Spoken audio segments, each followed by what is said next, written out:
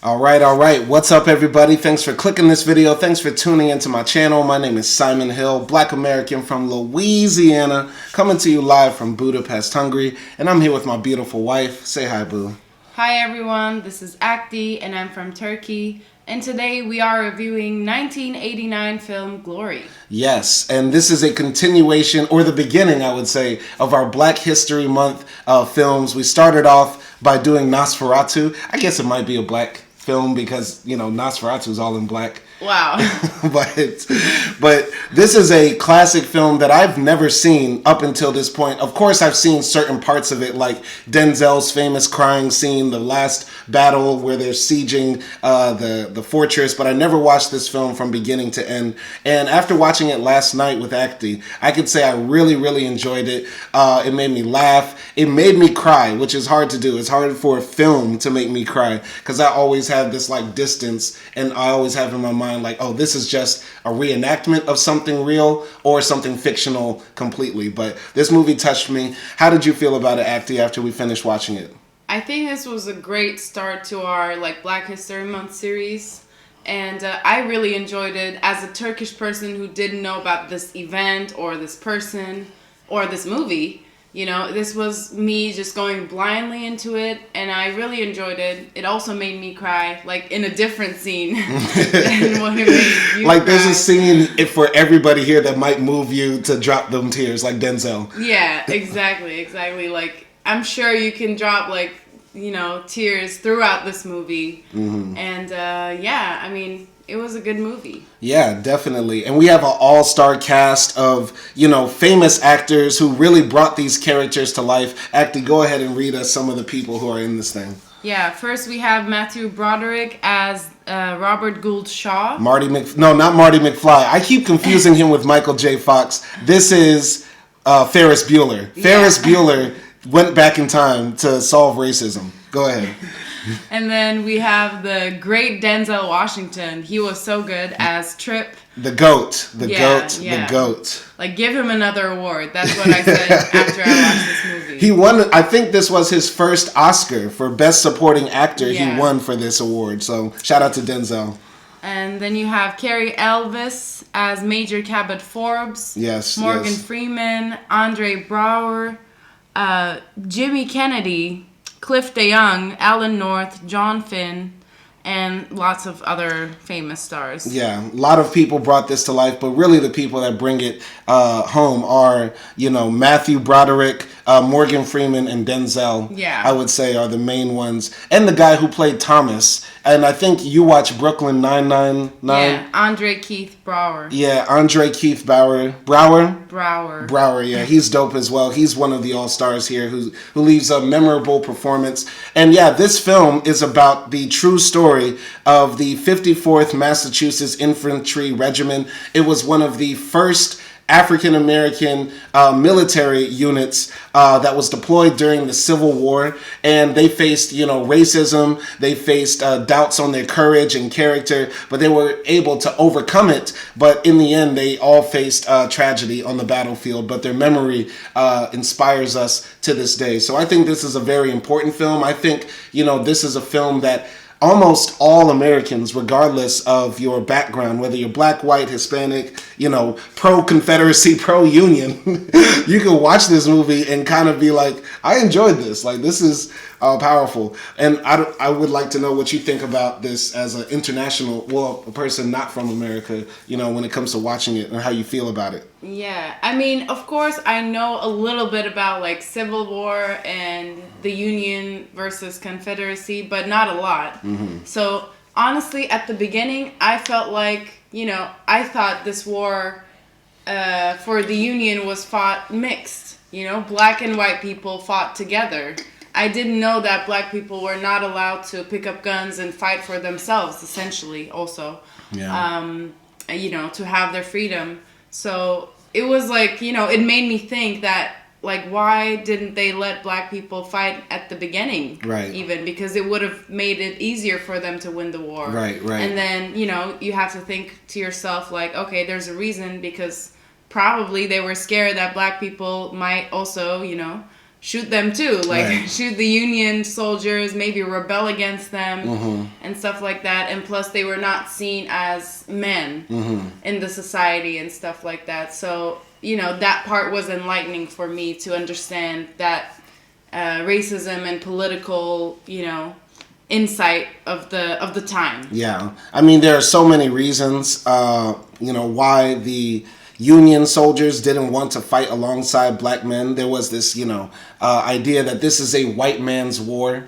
And also this idea also that black men were not courageous. There was this prevailing myth at the time that, you know, black people are like cowardly under, you know, if you've been whipped on and beat on for 500 years, who can expect you to now rise up and, you know, fight for your freedom? You know what I mean? So it's deep and there's many other layers to it, but let's walk through this movie because it's an interesting story and there's so many powerful scenes. So essentially, you know, this movie opens up in the beginning of the Civil War. The Civil War lasted from 1861 to 1865, and the text at the beginning of the screen talks about this guy named Robert Gould Shaw, who is the only person that actually existed in this film. And he was a 23-year-old man who was enlisted into the Union Army to fight against the Confederacy, which seceded from the Union.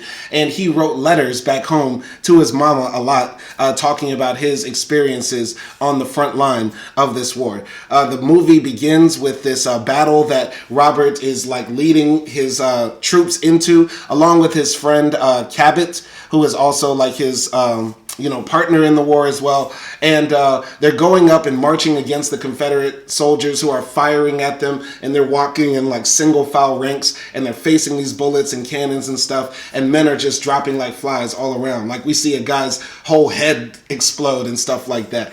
And Robert gets wounded in that battle. He gets like a graze to the neck, and he falls down and he like passes out. And when he awakes, he's kicked awake by Morgan Freeman's character. I forgot his name. Major John Rawlins, right? There are black men who are working alongside the Union soldiers, but they're mostly like the cleanup crew. Like they pick up the bodies, they dig latrines and stuff like that. And when Robert Gould is awakened by John, he sees that his army won the battle, but, you know, he sees all these dead people around him and he's like traumatized by all of that. So what did you think about, you know, those opening scenes? I really like the opening scene because it wasn't giving us, oh, like the war is glorious or winning in war is glorious. It was giving like war is just really, really fucked up and really bad, no matter who you are, no matter what side you're on. And like his character, Robert Shaw, right? Even though he was the commander, I felt like throughout the movie, not only at the beginning, but I feel like it's very prominent at the beginning as well. Like he's someone who would rather not have war, even though he's a general. And yeah, that's what I liked about it. It just showed the brutality of war. And, you know, in the hospital, like after, you know, he wakes up and goes to the hospital, there's a man in front of him, like probably getting his leg sewn off. And he's screaming like, please don't hurt me anymore. Yeah, please don't take my leg. Yeah, like it's very just showing the rawness of war, which I liked because that's what war is. It's nothing to be proud of. I kind of disagree that Robert didn't want war. He wanted problems always. I think he wanted, because he comes across like that type of guy who romanticized war, like that little kid that played with toy soldiers and played with toy guns and said, I'm gonna be a soldier one day. You know what I mean? I got that feeling from Robert. But then at the beginning battle, he has PTSD that lasts throughout the film. Like right after that scene when he is in the hospital and he gets promoted to like colonel or like generally like a commander or something like that.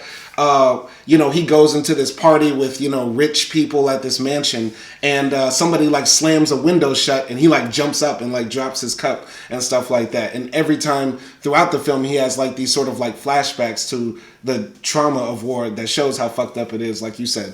Yeah. I mean, I like that they included, like you said, even the PTSD of a colonel during that time, because that at that time, in the country, it's normal, right? Everybody's going to war. So, yeah. I liked his outlook in general. Yeah, maybe he was the guy who liked war, wanted to, have medals and stuff like that. But in the beginning scene, he sort of gets that, punch in the face. Yeah, that this is real. Yeah. You know what I mean? And men will die, Yeah.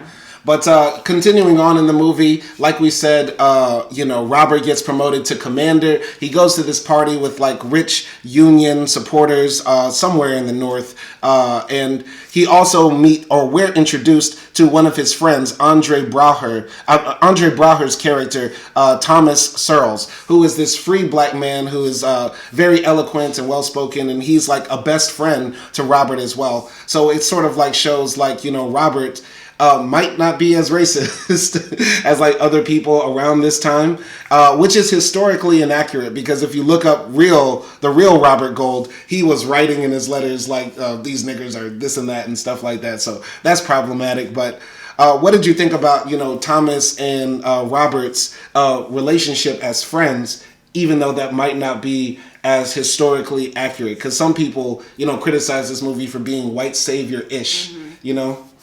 I mean, it kind of reminded me of that beginning scene in Rosewood when, the white kid wanted to play with the black kid, but his parents didn't allow him. It's I feel like it's maybe like that because, Shaw says that they have been friends since childhood. So, yeah, but I think still living at that time, he was always aware of that power balance between him and Thomas. So I feel like you can feel that, but there's still sentimentality between them. Yeah. Because they've known each other for years. But about the real, because, somebody decided to write this screenplay for this film and say, you know what, let's make the real Robert Gold in this film not racist. When in reality, he was, as racist as a man was at his time. Even though he led this all-black regiment, he viewed black people as, less than favorable. You know what I mean? Yeah.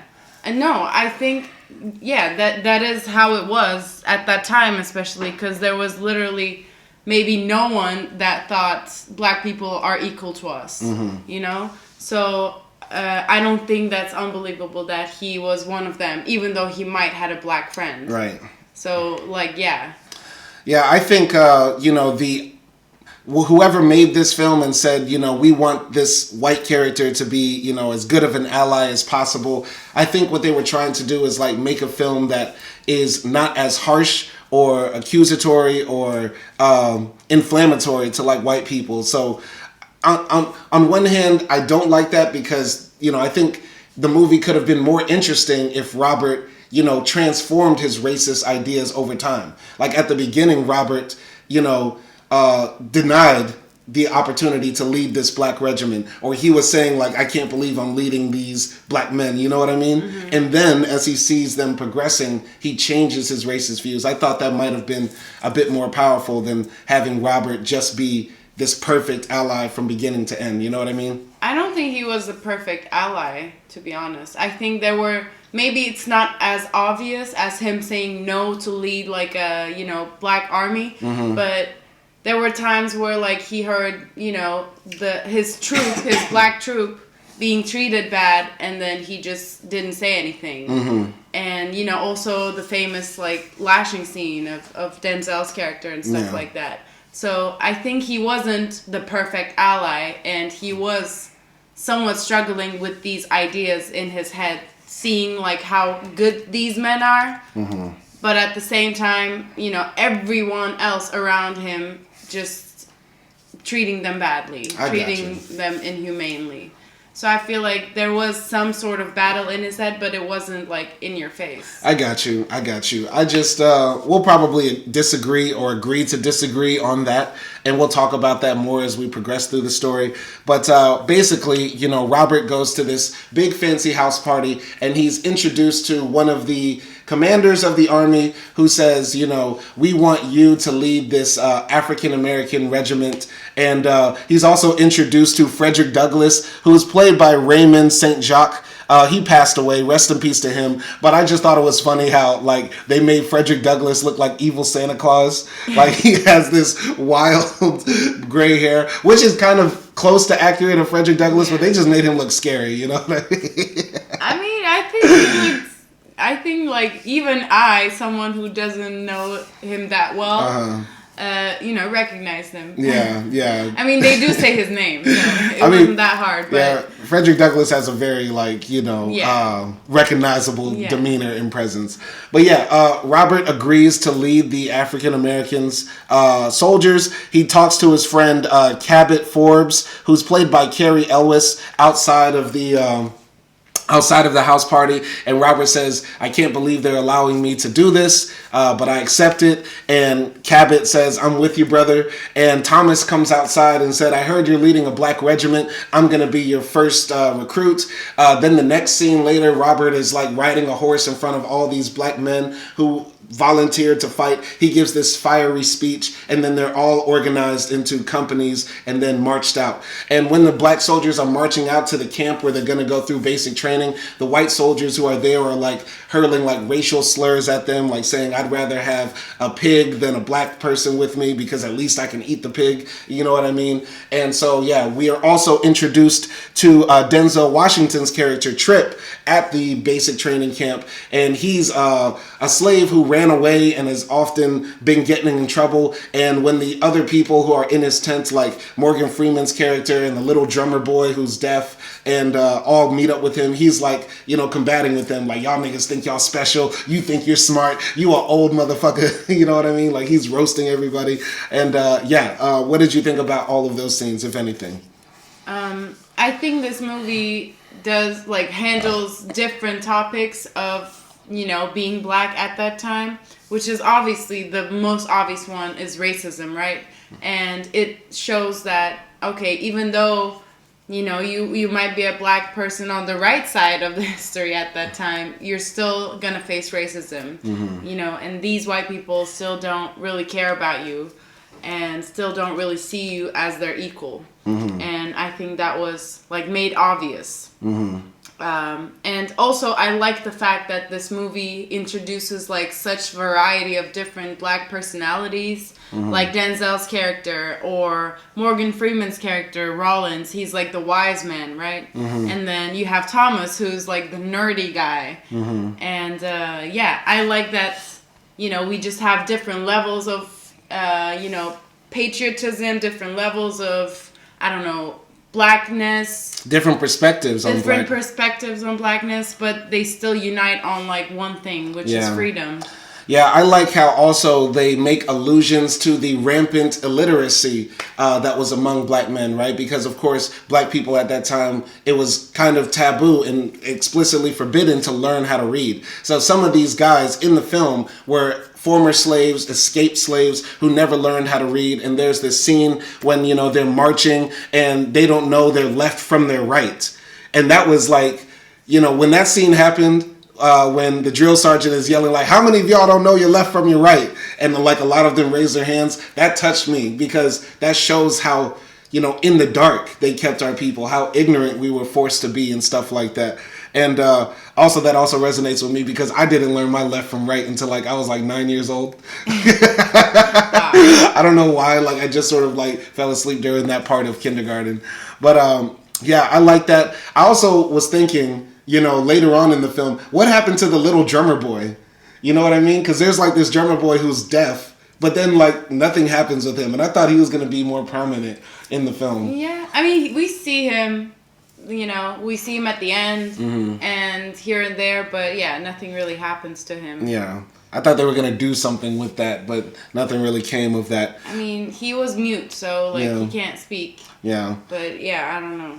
And I also liked at that beginning scene that conflict between Trip and Thomas, Denzel Washington's character and Andre Braugher's character, because it's like, you know, the black man who thinks he's as good as white folks because he can talk like them and dress like them. And here's Trip, who is like, he's been treated like, you know, the lowest of low all his life. He's basically, you know, the modern equivalent to like a black person who spent, you know, all their time in the streets and maybe went to prison and stuff like that. And then on the other hand, you have a brother who like went to college and got a good job. And then how those interactions or differences between them work, you know what I mean? So I thought their conflict was very interesting. It was. And that's like what I said, it takes upon like different topics of the experience of black men during that time, and it could be relatable to like our time today, because we still have those like different opinions of what it means to be black and how to act as a black person and stuff like that. So Yeah. I also like the stuttering brother as well. He was played by a brother named Jimmy Kennedy. He hasn't done many major roles, and he's like lacking a Wikipedia page. But shout out to Jimmy Kennedy. He played Jupiter Sharts, Private Sharts, right? And he was funny too. Yeah, he was like this person who stuttered, but at the same time he was a very good soldier. Like he could shoot very well and stuff like that. Yeah. And also, like, he wanted to learn, right? So he had this speech impediment, but he wanted to be taught by Thomas, like, teach me how to read, teach me how to, you know, be better and stuff like that. So, yeah, the soldiers go through, like, basic training, and I mentioned this earlier, but I really love the drill sergeant scene, when, like, the drill sergeant is, like, roasting the hell out of these soldiers. And, you know, he's, like, probably, like, one of the most, like, racist characters in this film. And they also say, like, I believe it was Robert or Cabot who said, like, the Irish aren't fond of the Negroes and stuff like that. You know what I mean? Yeah. And there's a hint to that sort of, like, you know, racism that somehow comes from the Irish. But he's, like, yelling at them, you know, like, you bloody black bastards, you don't know your left from your right. You march like a bunch of African pussies and stuff like that. He grabs Thomas by the face. He said, what are you, the King of England or the Prince of Africa? And he really starts to pick on Thomas a lot. But I really love those scenes. And I was just dying laughing listening to the drill sergeant. Shout out to him, man. He was played by the actor John Finn. Any comments on those? Yeah, I mean, he was hilarious because, like, he was just overall very racist. Like, he wasn't even, at one point, he was calling them, like, Buddhists, Mexicans, and stuff just like that. Wild stuff. He, like, Hindus. Ridiculous. Like, he started calling them Hindus. Yeah, like, it didn't make sense at the end. But, yeah, I liked his character as well, even though he was racist. Yeah. Go ahead. And I think, like, also one of the, you know, important parts of those scenes where they get training is that they are lacking, like, the equipment. And they're still, like, waiting for, you know, uniforms, for shoes. Yeah, you literally see them marching barefoot. Yeah. Like, so, like, you know, you sort of, watching it, you sort of think to yourself, or at least I thought, like, wow, like, this takes a different level of commitment to be able to do this the same level as the men who has equipment, you know? Right. So their determination is, like, very touching throughout the movie. Yeah, because they're fighting for more than just money, right? They're fighting for literal freedom, right? And there's a scene later where Robert gets a message from Washington that says the Confederates have sent this letter to all the soldiers, and it said that, you know, any black person caught on the battlefield will be returned to slavery. Any black person caught in a blue Union uniform will be summarily executed, meaning instantly killed, and any white person leading a commandment or a regiment of black soldiers will be, you know, killed as well and deemed a traitor. So, like, you know, that when Robert delivers that message to the soldiers, he says, anybody that wants to leave, just meet me tomorrow, no questions asked. And he also tells his white friend Cabot, like, if you aren't here tomorrow, I understand. And he comes out the next day and all the guys are still there. So it's showing, like, they're fighting for literally their freedom, and they're really ready to risk everything. So thought that was a powerful scene. Any comments? Yeah, definitely, because I mean, I think the thing is, like, the black people who are fighting for it, of course they have something to lose, which is their lives. And they want to fight, and they want to prove themselves, and they want to do this for probably their families back in the South that are still, like, you know, seen and used as slaves. So, you know, this is something of a life and a death matter for them. So, of course, like, they're gonna be there to fight. And, you know, it was kind of, like, emotional to see that, you know, he went out and everyone is still there. Yeah, very powerful scene. And I believe this film also won an Oscar for, like, best sound and music, if I remember right. I'm gonna check, but either way, I want to say that the music in this film is very good, and if every scene fits, like, there's no goofy music, it doesn't overpower or overtake the scene, and yeah, so shout out to that. And yes, it did win best sound at the 62nd Academy Awards. So some people in Letterboxd were criticizing the music, actually, saying really? that it's, like, making it more sentimental than it should be, like, Hollywoodizing it. Hollywoodize it. Like, this film does have that, like, Spielberg-esque, you know, that feel-good, you know, come-together brothers type of thing. Yeah. I mean, it does have that. I'm not mad at that, because I think also it, you know, this should be a feel-good movie. Like, I think you were reading a Letterboxd comment to me earlier that said, from a white person, that said, I should feel bad watching a movie about slavery, but I don't feel bad, so therefore this is a bad movie. Like, no, it shouldn't be that way. Like, we should be able to not feel bad about learning about history. And secondly, we should feel good about fighting slavery. Like, this movie is literally about killing fascists, killing racists, and, like, unifying around that. Like, can't we all agree on that? You know what I mean?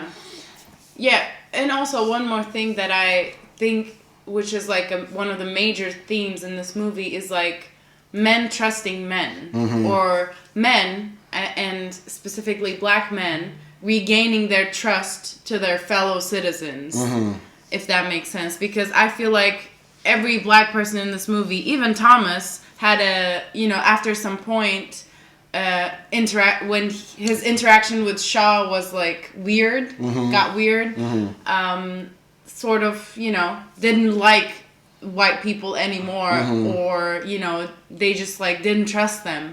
And this movie was also about, like, regaining that brotherhood just between men, regardless they're white or black. Yeah. And it doesn't accomplish it 100%, right, obviously, because there's more to it than just one battle. But I think, you know, that was one of the themes. Yeah, I mean, you know, this movie should unify people because, you know, like you said, the black people are, like, regaining trust with white folks who have historically, on both sides, whether it be the North or the South, right, abused them, right? And also at the same time, the white folks here are gaining respect for black people because they're willing to do all the things 2 times harder to prove their loyalty to the country and prove that they're willing to fight and die for their freedom. You know what I mean? Yeah. So, yeah, like I said, this movie, everybody could agree with. If you find something wrong with this movie, I think there's something wrong with you, low-key. You know what I mean? I'm talking about the message. Maybe you might not like the acting or anything like that.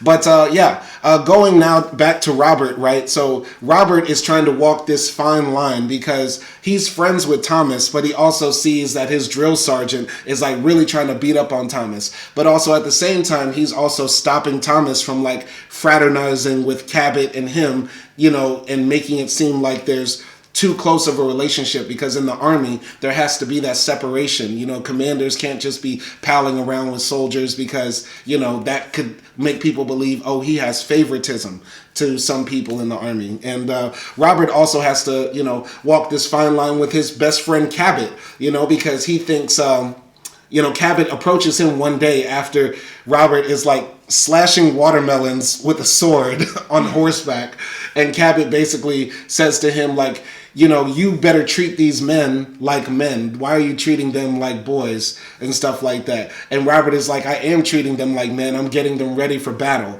And Cabot still doesn't believe that these guys will actually be sent out to battle. Now, I think that to some degree, Cabot is also, like, an overly done white ally in this film. I think the film would have been better to make Cabot kind of more racist and saying like these guys will never fight, you know, they're Negroes, they're cowards and stuff like that. But, you know, there's this scene when Cabot confronts him and we can see the scar on Robert's neck from the war. And he also has like this other scene before where he sees the guys like playing with the guns when they get them. And he has like this flashback moment to remembering the war. I think, you know, Robert really wanted these guys to fight. And Cabot was more like, you know, you think they're actually going to fight, but the army won't let them. I thought the movie would have been more interesting if Cabot said, you know, we're not going to let them. You know what I mean? But any comments on like Robert's interactions on balancing that? Yeah, I mean, I'm a bit confused when it comes to like his reasoning, because I feel like you can't really tell if he's doing it to be fair. Like, this is how he would also treat a white troop as well, you know? Mm-hmm. Or is he somewhat scared of actually really closely fraternizing with these men who are black, and that in his heart he doesn't see them as equal as the white men like he led.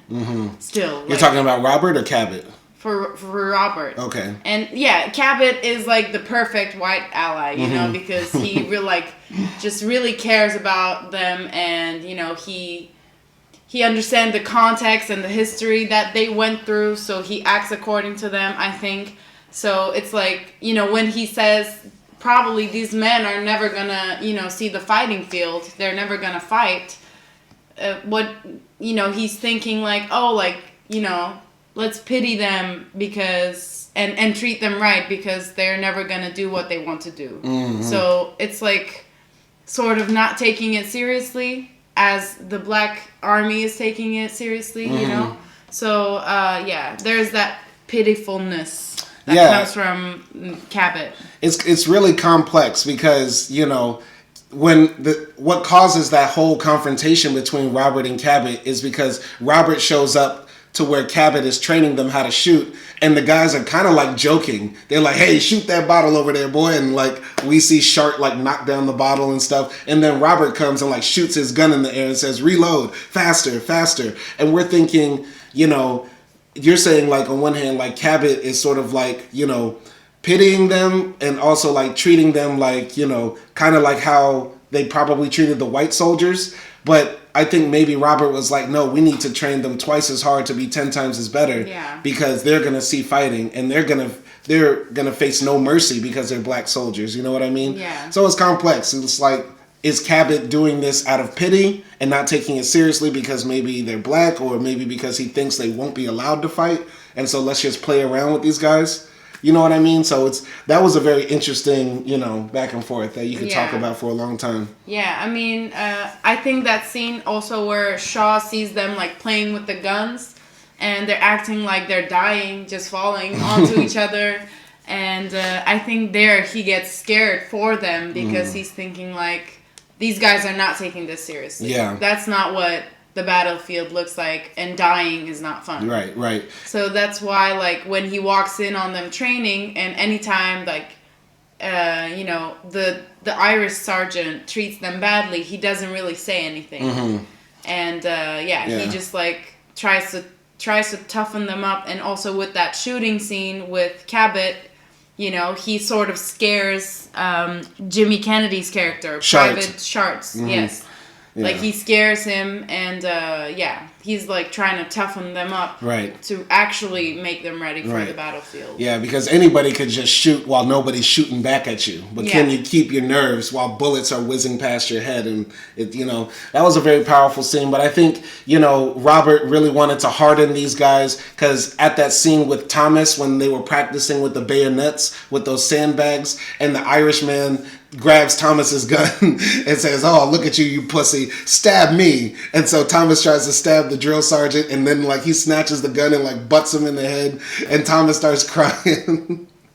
And Robert was right there, and he basically told Thomas, like, you know, toughen up, buck up, you know what I mean? So, yeah, and Thomas was crying and stuff. He actually dropped some hard tears, too. Yeah, that was so emotional, because I saw a man that knew that he was going to die. And it's like that acceptance of knowing that you're not the best soldier, so you're probably going to be one of the first ones to die, you know? You have to accept that, and that's like the price that he had to pay for freedom and not for his freedom. Yeah. Because he will be dead. Yeah. I feel like that cry was that, you know? I think they all kind of accepted that they were going to die. It's just with Thomas, you know, he realized, you know, nobody's going to save me here but me in my own body. Like, up to that point in Thomas's life, he used his words, his smile, his wit, his intelligence to, like, charm these white folks and make people like him. But now he realizes, like, now I have to use this other part of my masculineness, which is my physical strength and body and stuff like that, to survive this. And he asked to, like, speak to Robert. Robert, I want to speak to you later. And, you know, Robert says to him, soldiers need to get permission to talk to their commanders. And then later on, Thomas, like, accepts that and says, you know, hey, Robert, this is Thomas. I'm telling you Merry Christmas, and I'm going to stop being a pussy. And, like, you know what I mean? So, yeah, that was a very powerful scene. But, you know, there's also still this disconnect because Robert is writing a letter to his mama, like he is throughout this film. And he says, you know, these black soldiers, they're different than they're different than us in the sense that, you know, after a long, hard day of marching, they go back to the camp and they just play around and giggle. And I don't understand their customs and stuff like that, and so I feel distant from my soldiers. And then he goes to the white officers where they're all having, like, you know, fancy dinner, and he's talking about, you know, I need some things from my soldiers, and they treat him sort of like a Negro. Like, they say, we don't think your regiment has the capabilities to do the hard work of fighting, you know what I mean? And so even though Robert is, like, asking for shoes and stuff like that, because he leaves his black army, he's not, you know, accepted by the white folks. And because he's white, he's sort of, like, kept at distance from his black soldiers he leads. So any comments on those scenes? Yeah, I mean, that's something that I didn't think about. And yeah, that is a good point. Yeah. And I like the fact that, you know, yeah, he's writing in his letter, like, yeah, these men are like different from us, but, you know, they work twice as hard as my white soldiers because, you know, they have a different reason for fighting. And then also he recognizes the fact that, you know, the reason why they start singing and dancing right after the practice is done is maybe because that's how they kept their sanity during all these years working under harsh conditions, under slavery. So, yeah, there's like distancing himself from them, but also seeing the beauty in their lives. Right. If that makes sense. But the same thing, you know, in the army, a leader wants his soldiers to love him and to be a part of this unit because y'all are going to go into battle like brothers, right? Yeah. But if your men look at you distant and you look at them distant, you're not going to have that unity when the bullets start whizzing past your head. You know what I mean? So he's trying to build that bridge, but he also has to realize, you know, he has to, you know, maintain some level of connection with the white world as well to make sure his soldiers are treated well. So that's a very complex situation to be in. Yeah. But going back to Tripp's character, who is played by Denzel Washington, you know, he's in the tent with his other fellow soldiers, and he's telling them one day, you know, there's this lady over yonder who has, you know, collard greens and cornbread, and she'll take care of us if we just go over there. And so, you know, he's trying to convince all of them to run away with him to this house. And he also takes off his shoes, and his feet are just full of blisters and bloody and stuff like that. And everybody says, God damn, boy, your feet fucked up. And so then, you know, Robert one day is like shaving. He gets a message from Cabot. Cabot says a soldier tried to desert and run away.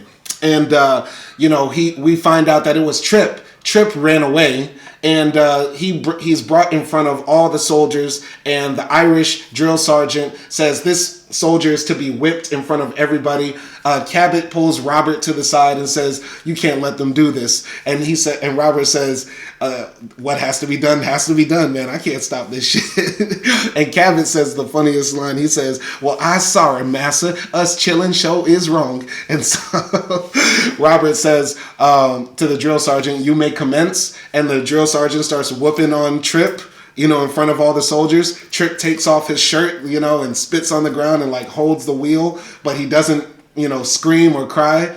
he doesn't scream or holler or anything like that, but he drops that one tear, that one Denzel tear, as he gets whipped on by the Irish sergeant. And yeah, that was such a powerful scene. Any comments on that? Yeah, it was such a powerful scene. And also, just before like that whooping scene, you know, they see them, the soldiers bringing in Trip, and like the other soldiers, like Morgan Freeman's character and Thomas, they're talking between each other, and they're saying like, they're not gonna whoop him, right? And then Thomas is like, no, they can't, right? So it's like, you know, they sort of want to believe the fairness of the troop, but they also have a lot of like, you know, PTSD from slavery. Yeah, right. Like they cannot fully trust these white men in power.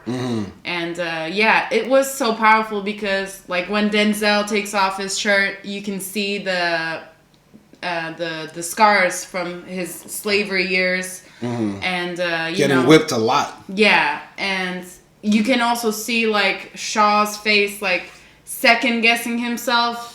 Because when they see all the scars, even the Irish sergeant takes a second and looks back at Shaw saying like, should I? Should I do this? Yeah, like, are we sure about this? And then Shaw says like, proceed. So they're like questioning themselves, but they're still going forward with this decision. Yeah. And yeah, that was very powerful. And all the time, like, Trip is making eye contact with Shaw. Looking him dead in the eye. Yeah, like, you're doing this to me, but, you know, you are wrong. You can't break me. Yeah. And you know, this scene is powerful because it subverts the traditional way, like, whipping scenes have been done in, like, slave movies and stuff like that. Because the army is about discipline, right? Like, soldiers have to be punished for breaking the rules. And what Shaw is doing in this project is trying to make these black men into soldiers just like white men.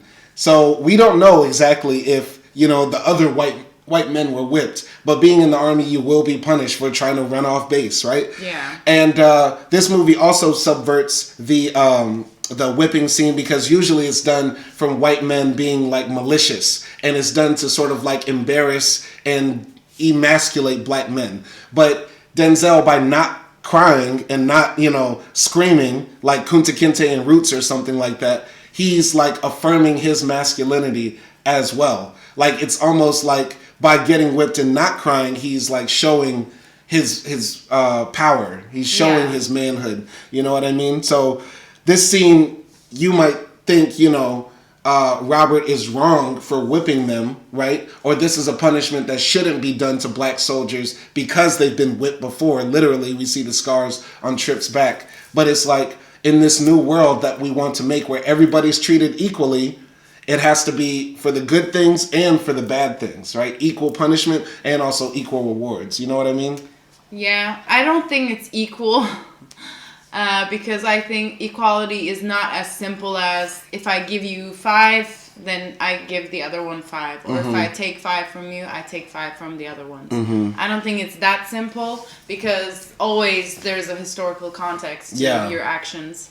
But yeah, all in all, it was a very like powerful scene that could be talked about, you know, for a long time. And like him taking the whooping like that also confirmed his role as a soldier, you know, because maybe in Trip's head, yeah, he might be thinking about like, oh, this is just another white man who's ordering to whip me. But at the same time, he might be thinking, this is my commander and I did escape, so I'm gonna take it as a soldier. Right. It's you know, it's layered. Right, because you know, Trip. For most of the black characters in this film, there is no full backstory. We don't know exactly how they got there, where they came from, etc. But we are able to fill in the blanks. What we get the most from Trip's backstory by seeing the scars on his back. Yeah. We know he was constantly running away. He was constantly... And his feet. Right. And by his feet as well. You know what I mean? So that's such a powerful scene because... You know, depending how you look at it, like at the time, if you saw a black man with a bunch of scars on his face or back, we thought, or people thought, that that person was a troublemaker, that they're a problem child. You know what I mean? But now, looking at it in 2024 eyes, we look at Trip and say, that's a person who always fought for his freedom and resisted enslavement and stuff like that. Yeah. So it's a very moving scene, but I also think maybe Trip didn't holler because the Irishman was giving him very light whoops. Well, he did drop a tear. He did drop a tear, but those look like really like weak, like limp wristed, like. Well, yeah, I mean, I think there's a reason for that because even the Irish guy felt bad. Yeah. All my days, never whooped on a nigger like this. Wow. But yeah, basically, you know, Robert goes to Morgan Freeman's character late at night and says, you know, if there's anything about these soldiers that's going on, please let me know. Because, you know, I want to be here to help y'all, essentially, is what he says. And Morgan Freeman's character says to Robert, shoes, sir. We need J's. Lots of J's, maybe some Reeboks. But basically, the soldiers need shoes. Robert, the next day, goes with a few of the black soldiers to the commander who has been denying them, you know, the utilities that they need. And Robert starts raising hell, slapping things off the desk, and essentially orders this fat, you know, commander who's being racist to his regiment to give them shoes. The next day, everybody gets a pair of, like, you know, bread 11s. And so Morgan Freeman is passing out J's to the whole crowd, and the soldiers are like stomping in them new shoes, and everybody's happy. But then after that, there's the pay scene, and Robert gets a memo from Washington that says, you know, you were promised $13 a month, but because you're colored soldiers, you're going to get paid $10 a month. And some of the soldiers are willing to take it because they've been enslaved and they've never gotten paid before. But Trip, Denzel's character, starts telling them, all right, go ahead, take the less pay. Go do what your master tell you, boy. Yeah, you's a good Negro. You going to jump when they tell you. And so then all the soldiers start saying, yeah, tear it up, tear it up, tear it up. And they start tearing up their pay slips. And Robert is watching his soldiers, like, you know, revolt. And Robert says, if you guys won't take the money, then none of us will. And he rips up his own pay slip too, and everybody cheers. What did you think about any of those scenes? Yeah, the shoes scene was, I really like it, like how they went in, how, you know, Shaw went in and he pulled up with like all his black soldiers in the door, and then like he was like, he's like this quiet guy when he first encountered the other racist commander, and now like he's, you know, fiery, and he's like calling him pussy and stuff like that. Like that was his time to shine, and I liked it how he was just like tearing everything up and down. And and when Robert got done tearing up that white commander's room, he walked outside and he looked at all his black friends and he took a deep breath, and then he said, and then he smiled and he said, "Can I say the N-word now?" That's hilarious. Wait, it's 1842. I can say it anyway. Yeah, and you know, both of those actions, and I'm gonna talk about the pay scene, but feels like he's trying to redeem himself. Because, you know, when he went to Morgan Freeman's character, John Rawlings said, you know, Trip only ran away to get shoes because of his feet. And then they show him Trip's feet and, like, it's all bloody and fucked up. So he understands that he actually whooped Trip for unjust reasons. Kind of. I guess. Like, he didn't question Trip. He could have asked, you know, why'd you run away? Right, but it's still about army discipline, right? So you know, maybe we'll agree to disagree on that, but yeah, when he found that out, he was like, okay, this is serious. These guys, because Morgan Freeman's character says Trip wants to fight just like any of us. He wasn't running away because he's scared. He's running away because he wants to get the best thing so he can fight, you know? Yeah. So I feel like these actions were a bit like him redeeming himself and gaining respect, and, you know, respect of his troop, basically. And I feel like he accomplishes that little by little, at least, for most of the people there. And for the pay scene where, you know, they refuse to get paid, I feel like, you know, that was just like very cool because they, you know, rebelling like that, they could have taken away all of their rights. They could have said, okay, you're not training anymore, you're not going to be soldiers anymore, and stuff like that, because they didn't know how this white commander might react. Because why would the white commander give up his, pay and stuff? But if you think about it, though, the movie is kind of insidious and nasty in the sense that you're having black men refusing to be paid. So then if if you're pro-Confederacy, you're like, see, they want to be slaves. If you watch this movie and you're hella racist, you're like, well, I told you they'll work for nothing. But yeah, the pacing was powerful, even though, that definitely did not happen. Because I believe when you look at the historical inaccuracies in this film, which there are quite a lot of, the whipping scene didn't happen because, soldiers were not whipped in the Union Army. And secondly, Shaw knew that the soldiers were going to get paid less beforehand. But once again, the movie's trying to make a good white ally to make people feel good about learning about this history, and also showing that, it is possible to be an ally, to be on the right side of history. It's not hard. Just look at people with respect and dignity and that sort of thing, Yeah, but I think it's also a bit like smart ass for Shaw to he tests the water. Like, okay, we're gonna give you $10. Let's see if you're gonna accept it, because if you accept it, it's fine. Yeah. And then once they riot, he's like, okay, fine, I guess I'll just not take my pay either. It's like testing the water. Yeah. So it's, I feel like you can still sense that back and forth in Robert's mind. He doesn't fight for them from the beginning. Yeah. Or he doesn't just come up and say, okay, so y'all were denied to have equal pay, so we're not going to also have our pay either. He waits for a reaction. Yeah, but once again, Robert is trying to build, camaraderie with his troops. So, he's going to because as a leader, you have to show you're willing to make sacrifices, right? If these men are willing to die, you have to be willing to give up everything too. Yeah. So then after that, the soldiers get their Union blues, and they march through the streets, and they're saluting Frederick Douglass and the president and stuff like that. Robert sees his family and waves, and the soldiers get sent down south. So they're floating down the river to South Carolina and stuff like that. They're saying damn, it's crazy how we ran away and now we're coming back as freedmen ready to fight for our freedom. John Rawlins gets promoted to non-commissioned officer, a lieutenant and stuff like that.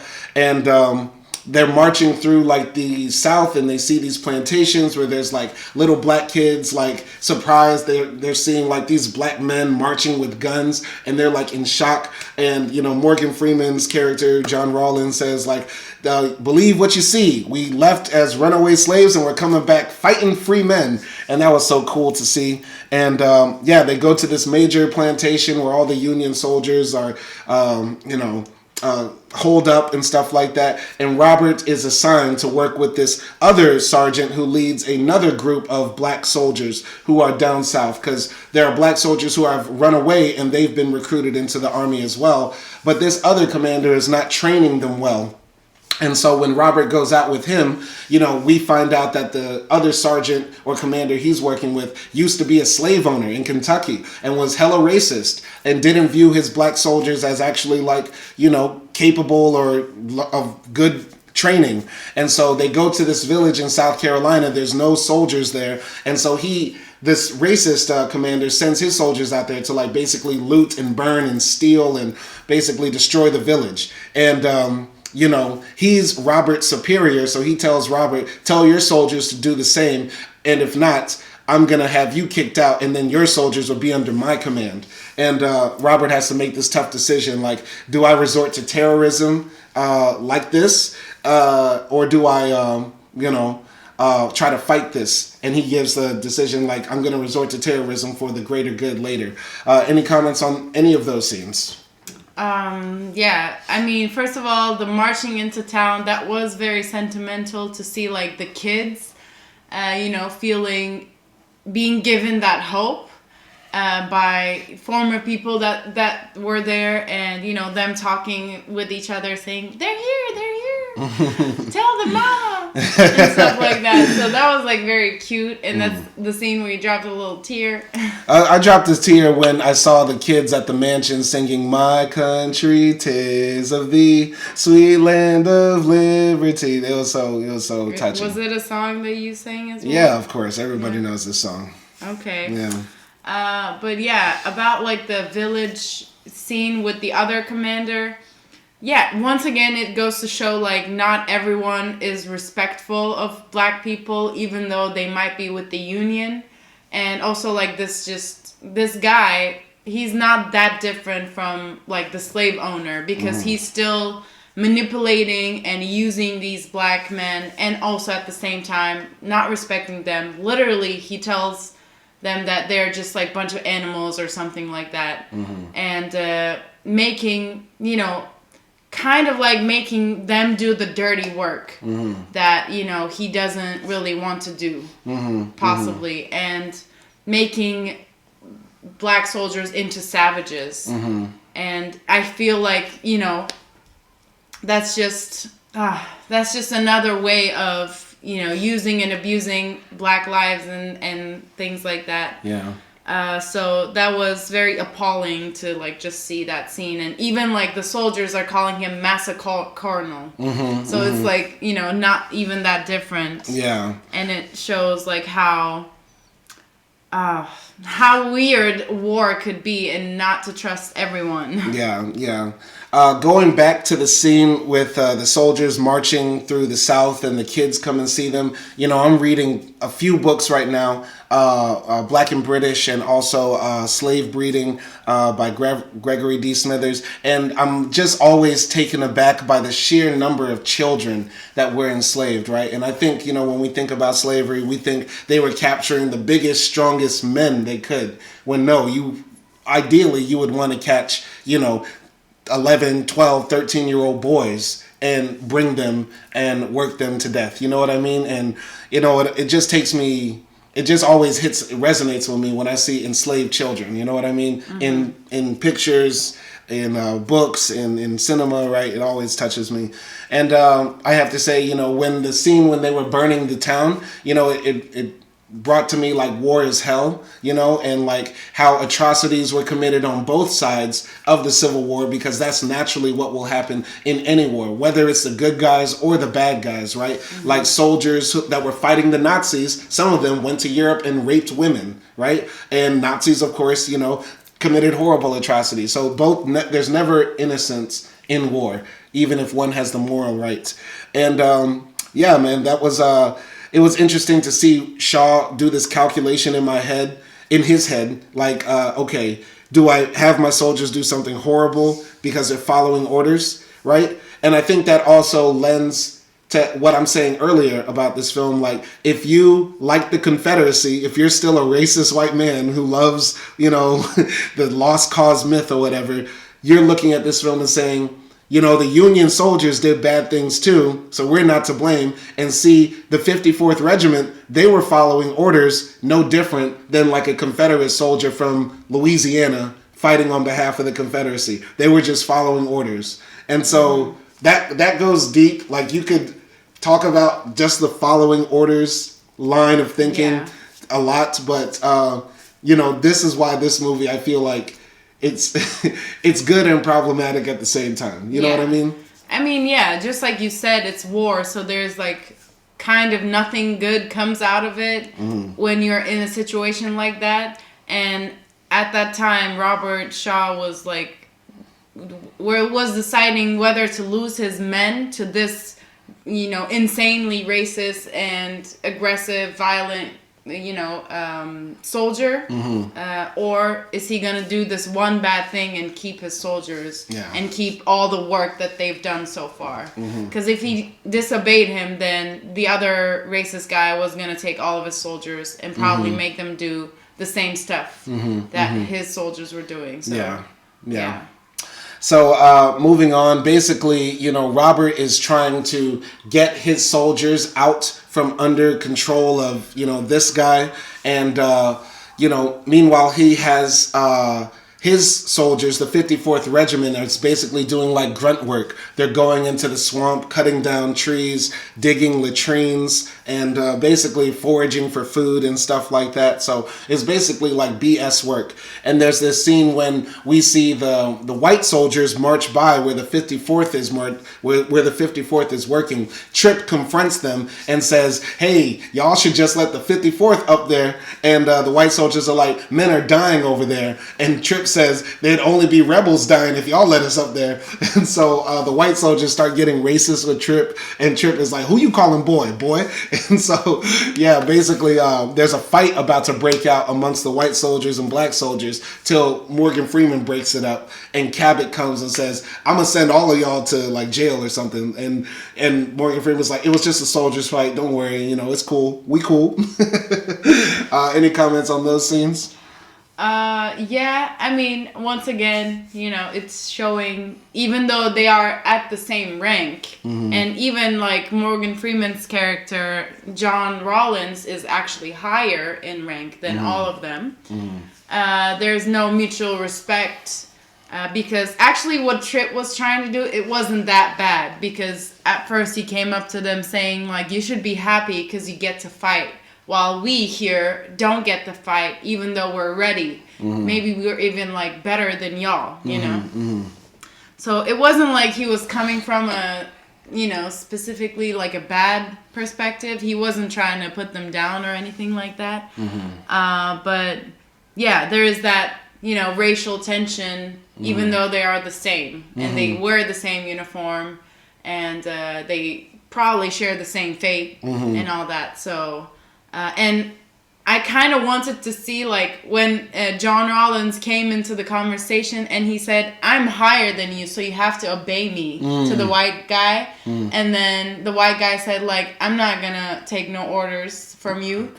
And that's when, like, that's when Cabot came. I kind of wanted to see, like, what Morgan's character would say in return. Because he's, like, this guy who's trying to keep peace. Yeah, he's trying to keep peace, but he's also like, "I got rank. Like, you need to respect me."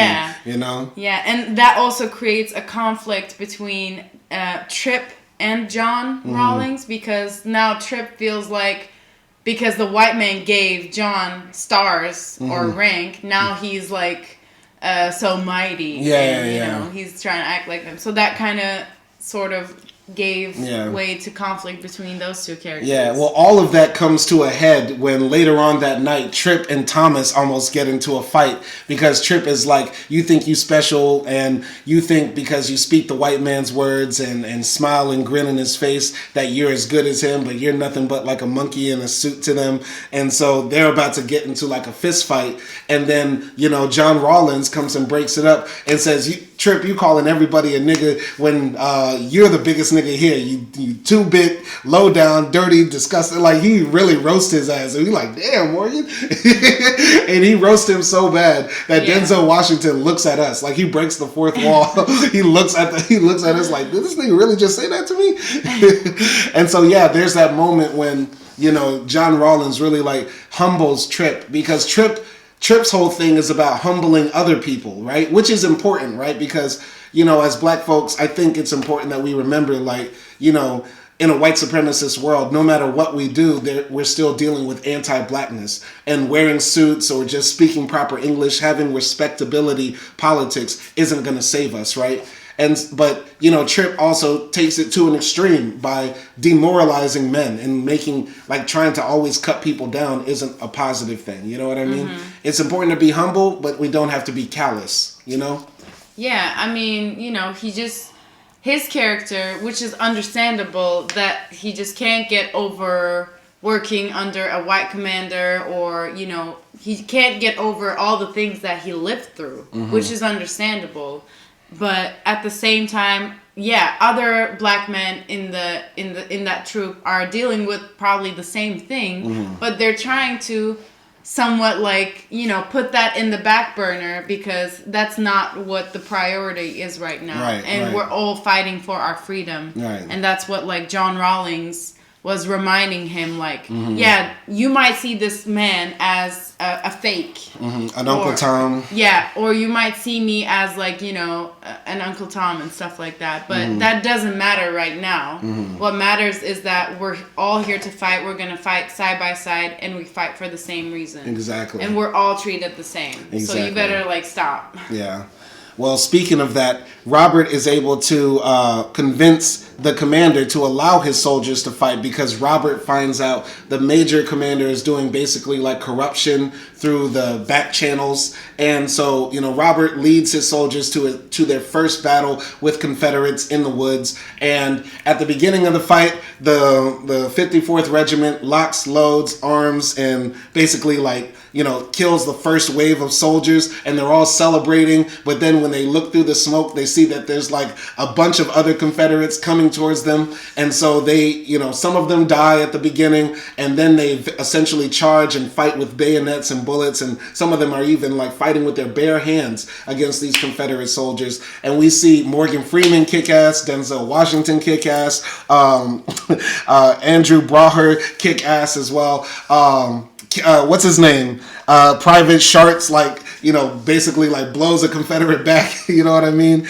Everybody's catching bodies and laying out rebel soldiers. Thomas gets wounded in the battle, and Thomas is like begging Robert for him not to be sent back to Boston and stuff like that, because Thomas still wants to fight. And so that's also like the evolution of like Thomas's character, right? Like, everybody who thought Thomas was going to be this pussy who was going to, like, you know, not do anything on the battlefield, he ends up, you know, showing and proving that he's willing to, you know, sacrifice and continue fighting. So what did you think of that battle scene, if anything?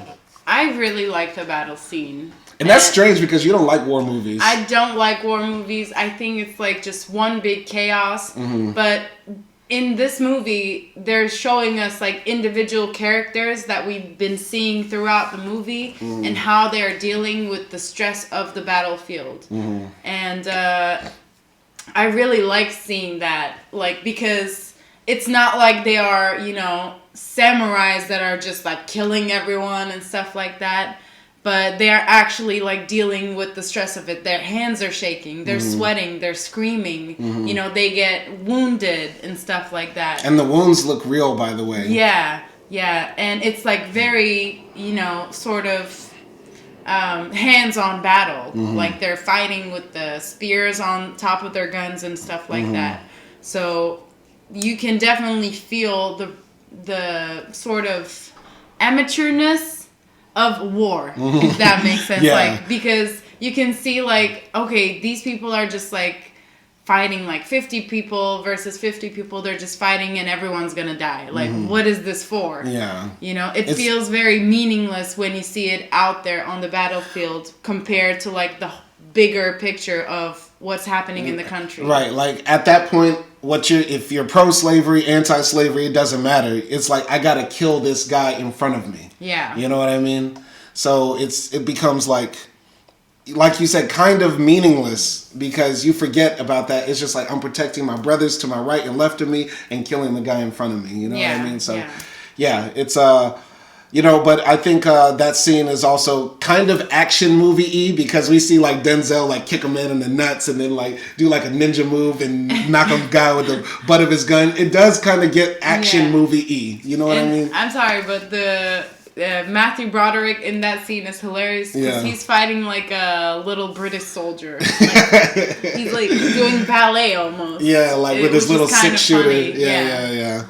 No, it was it's kind of, if you like break apart the scene, it gets a bit silly, but you know, it is actually shot really well, and it shows like the horror of war. You know what I mean? After the battle, you know, a lot of the soldiers are celebrating, not really because they won this little skirmish with the Confederates, but because somewhere far away, the Union Army did much better. Like, they beat Robert E. Lee at one other place, and Abraham Lincoln, you know, also, you know, won in another battle somewhere else. Basically, there were like 2 major battles on the 4th of July that turned the tide of the war. So basically, the attention is not on the 54th Regiment, this first black unit, and their success on the battlefield. We also have this very touching moment with Tripp and Robert, where Tripp is like, you know, sort of like dealing with the idea that now he's a soldier, he killed men, and he's like staring off in the distance, sitting on some pile of wood, looking at a lagoon, and he's telling Robert, like, you know, what are we fighting for? You know, I'm not fighting for you, but I'm fighting. Essentially, he says this without saying it, like, I'm fighting for my freedom, but who's really going to win this war? And you know, this war is never going to end. And there's a lot of ways to interpret what he's saying to Robert. But he also says, like, in this war, like, we're all getting dirty and we're not clean. And it will be sure great to be clean again. But Robert's like, how do we do that? And Trip is like, I don't know.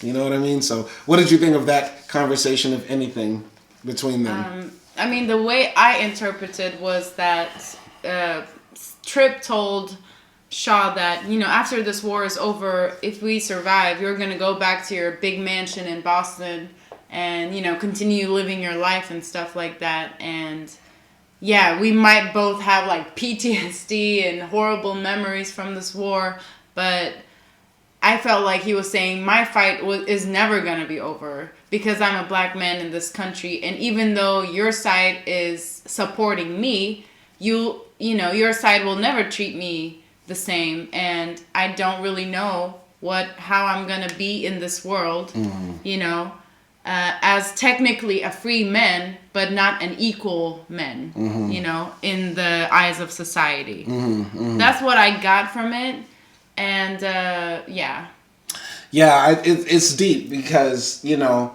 I feel like that's talking about that. What Trip was saying was related to that time, but also sort of like right now. Like, we're still fighting this war against like white supremacy and racism and all the discrimination that exists in this world. And, you know, as black people continue on, you know, fighting in the wars and fighting for America, right? Like, when does it actually end? And if there is a victory for America, is that a victory for black people, right? If the Union wins this war, are we now all free and brothers and we're just supposed to act like nothing happened? Like, no, you know what I mean? When we defeated the Nazis, are we now all supposed to just be happy and realize, hey, racism is wrong? No. When we, you know, invade Iraq and Afghanistan, do we all realize, hey, maybe, you know, we're all equal and brother? No, like, you know what I mean? Like, it's always related to the after effects of America's victories. America's victories are just still African or black people's misery. You know what I mean? Yeah. And like Trip says, I don't want to carry your flag. I don't want to, you know, be under your flag because, you know, this country has been nothing but awful to me, has treated me like an animal, like a product. And so how am I supposed to, you know, even though you might be fighting for me to an extent, right. I don't think I'll be able to give myself fully after this war to your cause. That's a very important point. I'm so glad you remember that because that becomes important later in the film. But yeah, Trip says, I don't want to carry that flag for the same reason, like, you know, I don't want to carry, you know, the American flag. You know what I mean? Yeah. So, basically, you know, now that Robert has proven that the 54th can fight, you know, he really wants to turn up the ante, right? And I think Trip tells him, like, we need to turn it up even more. Like, we need to do something even bigger and grander than that fight that we had in the woods with those Confederates, right? And so Robert is informed of the opportunity for a regiment to volunteer to siege this fortress in South Carolina. And the Navy has been bombarding this Confederate fortress for months, but it's still holed up and protected by like 1,000 Confederate soldiers.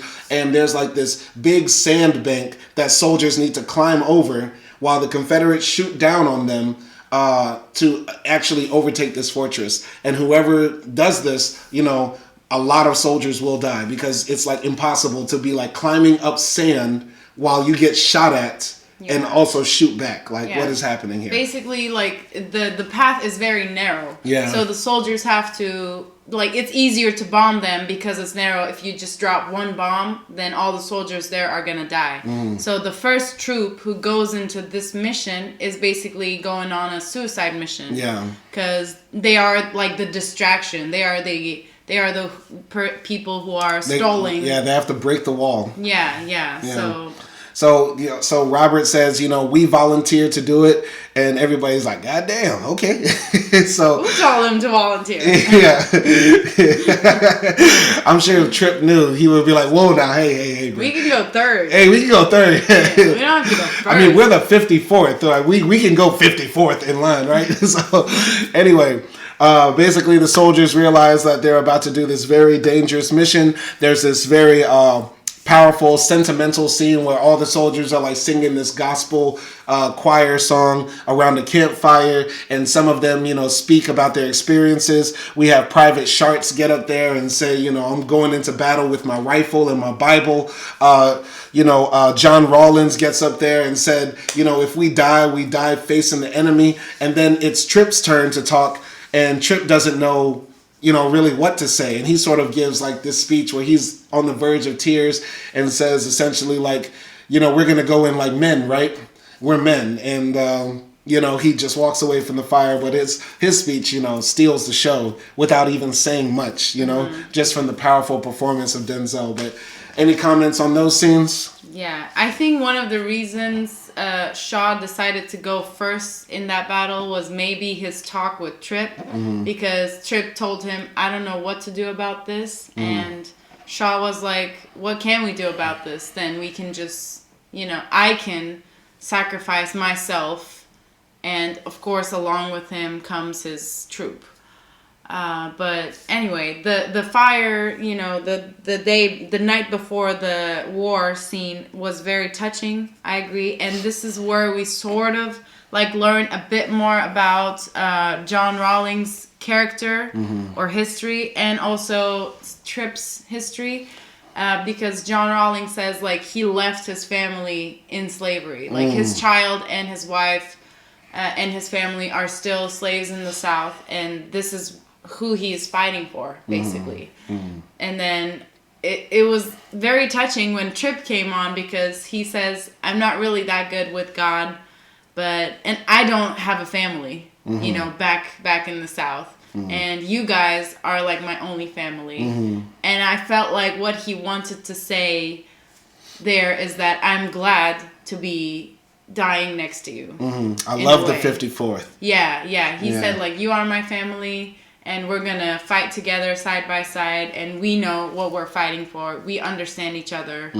I don't need words, to transfer that to you. Yeah. So, that's when I dropped a little tear, because I felt like the emotion. Yeah. I felt like, like when you really want to say something, but you're feeling too many emotions and there's a knot in your throat. Yeah. That's what like his character was going through, I felt like. And I felt the same, so a little teardrop came down. Yeah. Now, Denzel earned that Oscar, baby. He earned that, man, because it's one thing to drop a tear. It's another thing to do like that tear in front of your eye, like you fighting it back for real. Yeah. You know what I mean? Like, how does he do that? I'm wondering what happened in Denzel's life, like before this film. Like, did he like break up with his girl? Did his like mama die? Did his puppy like get cancer? Like, what happened, Denzel, that allowed you to tap into those emotions? You know what I mean? Because he was going in. I felt like after that scene, you know how we saw like a picture of Denzel just wearing like sweatshirts? Yeah.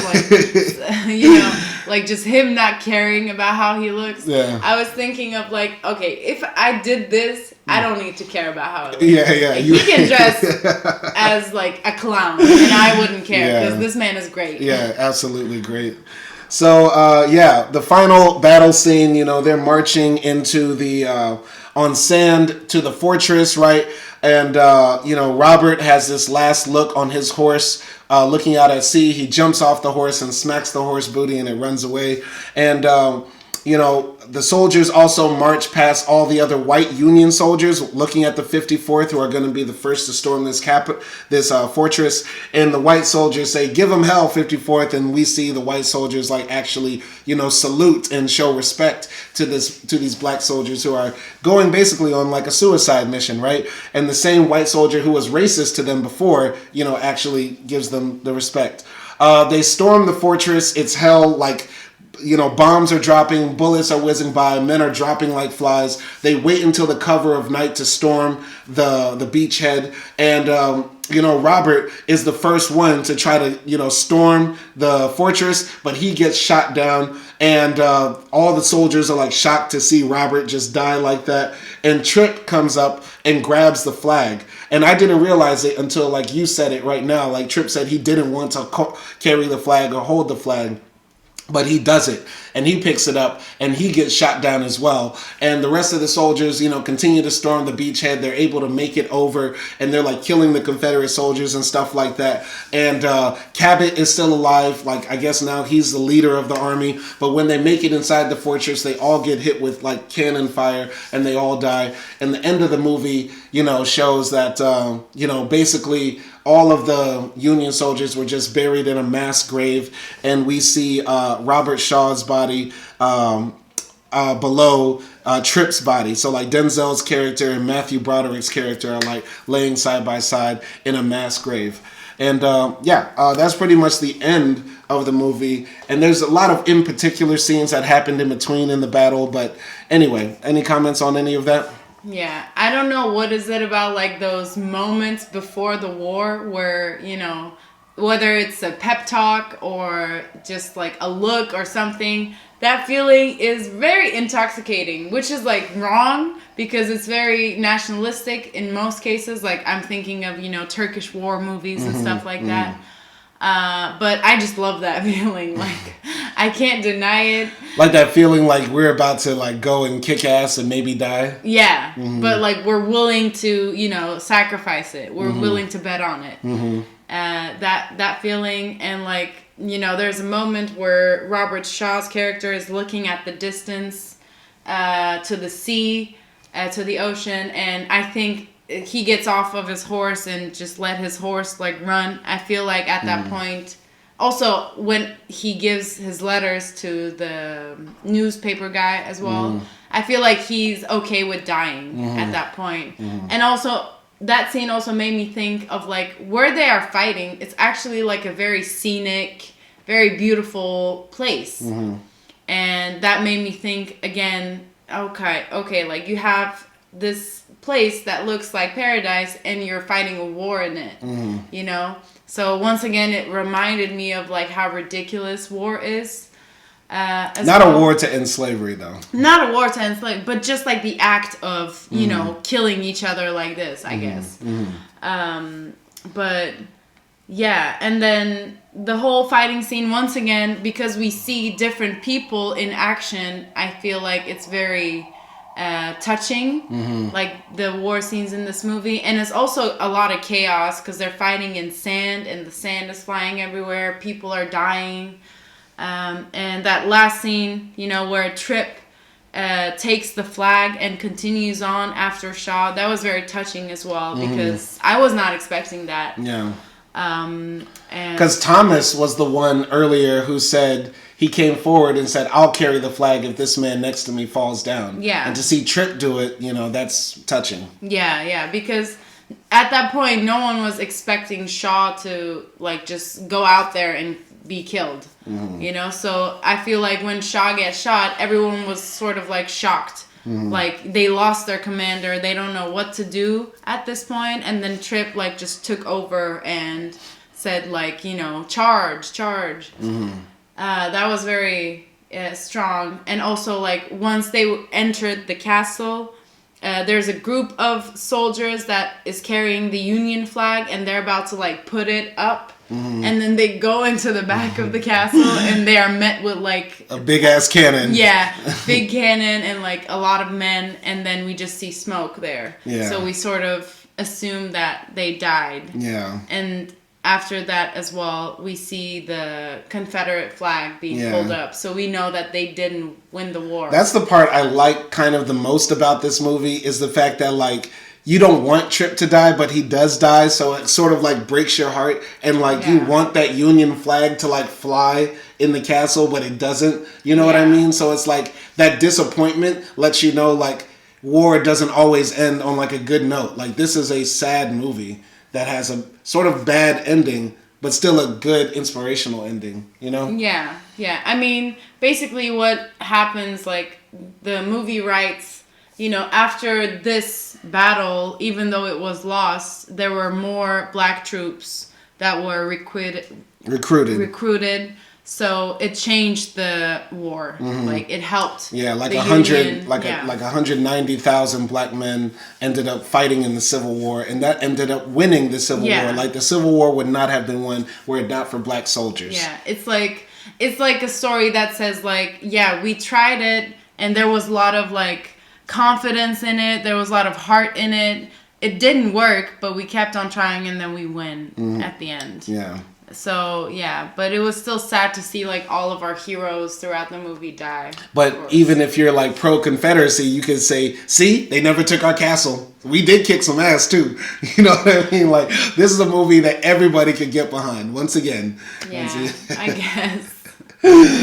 But, yeah, very powerful ending scene, and I'm glad I got to, like, watch this movie finally. I want to give a shout-out to the director, Edward Zwick. He also made some other films that I liked. Like, he made The Last Samurai with Tom Cruise, and Blood Diamond with Leo and Digimon as well. I like those movies. I haven't seen any of his other ones. I liked Love and Other Drugs. That's Anne Hathaway. Romantic comedy, which is weird. Yeah, he's got a little, like, variety in his filmography. But overall, this is one of Denzel's, like, best films. Also, another great Morgan Freeman film. He doesn't get a lot of, attention as, like, a great actor, but Morgan Freeman definitely is one of those guys as well.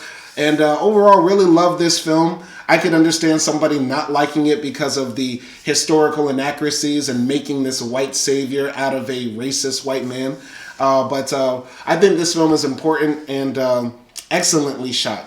And overall, I give it like a no complaints, really a 9.5, honestly. That's my honest score, you know what I mean? Very good film.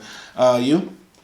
I liked it as well. And even though, like you said, there are inaccuracies in it, like historical inaccuracies, and there is that bit of a white savior complex that's happening, I feel like the actual message and the energy of the black troops and the black energy was conveyed through the screen. So I feel like it did achieve what it was supposed to achieve as a movie.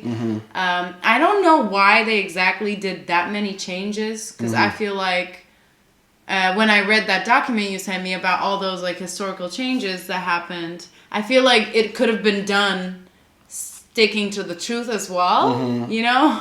But I guess, like, it's Hollywood and stuff like that. Yeah. But I liked it overall as well. I learned a lot, you know, watching it as someone who's not American and as someone who didn't know that much about the Civil War. So I'll give it like an 8.